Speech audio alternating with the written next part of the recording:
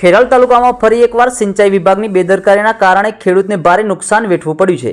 અંબાવાડા ગામે ઊભા ઘઉંના પાકમાં અચાનક પાણી ભરાઈ જતાં ખેડૂતનો આખો પાક બરબાદ થઈ ગયો છે। મળતી માહિતી મુજબ સિંચાઈ વિભાગે વાલ નંબર 17 વારંવાર ખુલી જતાં પાણી ખેતરમાં ઘૂસી ગયું હતું, જેના કારણે પાક સંપૂર્ણપણે નષ્ટ થઈ ગયો છે। અંબાવાડા ગામના ખેડૂત ચૌધરી લાલજીભાઈ કેસરભાઈના ખેતરમાં ઉભેલો ઘઉંનો પાક પાણી ભરાવાના કારણે બરબાદ થયો છે। ખેડૂત સાથે ભાગ્યા તરીકે કામ કરતા મજૂરો પણ આ ઘટનાથી ચિંતિત બન્યા છે, કારણ કે તેમના રોજગાર પર પણ સીધી અસર પડી છે। સ્થાનિકોના કહેવા મુજબ આ પ્રકારની ઘટના પહેલાથી પણ અનેકવાર બની ચૂકી છે। વાલ ખુલી જતા ખેતરોમાં પાણી ફરી વળે છે અને ખેડૂતોને ભારે નુકસાન સહન કરવાનો વારો આવે છે।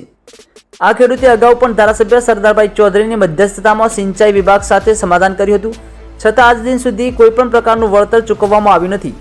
રાતીપાઈ જેટલું વળતર ન મળતા ખેડૂતે નિરાશા વ્યક્ત કરી છે। આ વખતે ખેડૂતે કાયદેસરની કાર્યવાહી કરવાની ચીમકી ઉચ્ચારી છે। યોગ્ય વળતર મળે તે માટે લડત આપવાની ખેડૂતે તૈયારી દર્શાવી છે। ત્યારે ખેડૂતની માંગ છે કે જવાબદાર અધિકારીઓ સામે કાર્યવાહી કરવામાં આવે, તાત્કાલિક નુકસાનનું મૂલ્યાંકન કરી યોગ્ય વળતર ચૂકવવામાં આવે તેવી ખેડૂત માંગ કરી રહ્યા છે। વધુ સમાચારોને અપડેટ્સ માટે જોતા રહો online TV news Suresh Thakor અને રેણુકા ઠાકોર સાથે। યુટ્યુબમાં સબસ્ક્રાઇબ કરો, ફેસબુકમાં ફોલો કરો અને ઇન્સ્ટાગ્રામમાં ફોલો કરવાનું ભૂલશો નહીં।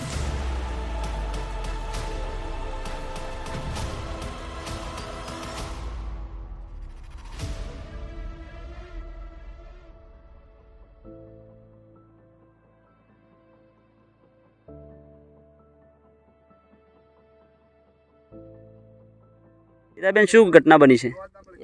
ઈરાબેન ના આ હેતર 12 મહિને આ બગડા છે, એનું ખેડૂતનું શું કરવાનું મારે? શાના કારણે આ બગડે છે? આ પાણીથી બમ્ફરથી। તો આગળ જાણ કરી છે આપણે? જાણ તો 2-3 ફેરા કરી, પછી એ ભાઈને ખબર ના પડે? સાહેબને તો ખબર પડવી જોઈએ કે ત્યાં ખેડૂતનું શું કેવું થયું એમનું? એ તો બોલતા જ નહીં। આ ભાઈ વાર મોકલી દઈશું સટોસટ। હવે શું માંગ છે આપની? તમારી માંગ શું છે? માગણી તો લેવી જ પડશે ઈવાના પાસેથી, નકર કેસ કરાવું છું હું કેસ કરે પોતે છે જી। કેટલી વખત આવું બન્યું છે? આવું તો 25 ફેરા બન્યું। એક ફેરા પહેલા આવ્યા હતા તે ઈવાના વખતે અમે જતા કર્યા ઈવાન, તો પછી બીજા ફેરા આ ચોથો ફેરા તો મને ખબર છે મારું ગોઝર છે, તો પછી સાહેબ આવી રીતે કરવાનું હોય અમારું। કેટલું લગભગ કેટલું નુકસાન ગયું હશે આજ દિવસ સુધી? નુકસાન તો થયું હા મને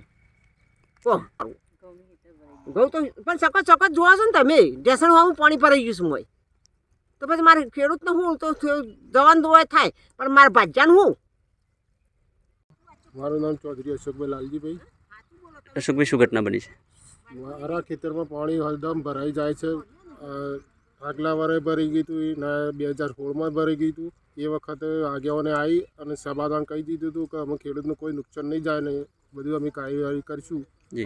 વારંવાર ભરાઈ જાય છે, અમે ફોન કરીએ છીએ તો કે અમે રાત છે તમારે કશું નહીં થાય, અત્યારે કશું દળાની ખામી છે, આમ ખામી છે, બહુ કોઈ સાંભળતું નથી। વારંવાર ફોન કરીએ છીએ અને અમારા 2 વીઘા ઘઉં આવેલા છે, એ અમારા 2 વીઘા ઉપર આધાર છે, બીજા ઘઉં છે નહીં। ચીકણવાળી જમીન છે, એમાં પાણી ભરી જાય, નુકસાન જાય છે, કોઈ સાંભળતા છે નહીં।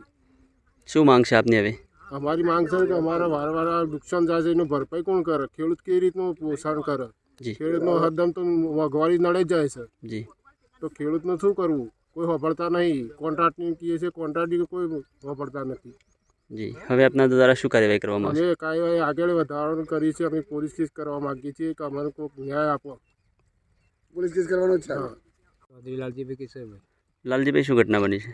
આ જે ખરું ને જરોઈનો એરવાય રાતે ખુલી ગયો હતો, તે ખેતરમાં પાણી ભરી ગયું છે। રાતે સમાચાર 8:54 આપેલા હતા જી। કેટલી વખત આવી ઘટના બની છે? આવી આ ઘટનાઓ વારંવાર બનાવે। 2016માં એપ્લિકેશન આપી હતું, પણ એનું સમાધાન કર્યું એમને તો અમે નહીં આ પાણી નહીં આવવાનું કર્યું હતું, પણ વારંવાર આ રીતે થવા બીજા વખત ઘઉંનું વાવેતર કરવામાં આવ્યું છે અને આટલા ઘઉં 2 વીઘા ઘઉં આવેલા છે, બીજું કોઈ ઘઉં છે નહીં। હાલ ઘઉંનો પાક નિષ્ફળ જાય એવું છે કે કેમ છે? નિષ્ફળ જાય એવું જ છે કે ઘઉં પકી જશે ને અમે પાણી ભરાઈ ગયું 1 ફૂટ આખા નંબરમાં, એટલે શું થાય? આ વખતે વિભાગને વારંવાર અમે જાણ કરીએ છીએ, પણ એ વાલ બંધ કરે છે અને પાછો મોટર ચાલુ કરે છે, એટલે ક્યાંક ખુલી ગયું। હાલ કેટલું પાણી ભરાયું છે ખેતરમાં? હાલ ખેતરમાં કોરેમરે ઓછામાં ઓછું 1 ફૂટ જેવું પાણી ભરેલું છે। કેટલા દિવસ સુધી પાણી રહે એવી સ્થિતિ છે? પાણી તો જમીન ચીકણવાળી હોય તો 10 દિવસે પાણીથી ખેતરમાંથી જતું નહીં। આ ઘઉં બધા ફેલાઈ જ જવાના। શું માંગ છે આપની હવે? અમે તો તમે એમને જે આપીએ એનું વળતર તો આપવું જ પડે ને, અને ભાગ્ય શું લઈ જવાનું? કેટલું નુકસાન જાય એવું છે અંદાજિત? 150 માં સમાચાર 150 માં ઘઉં તો થવા જ જોયું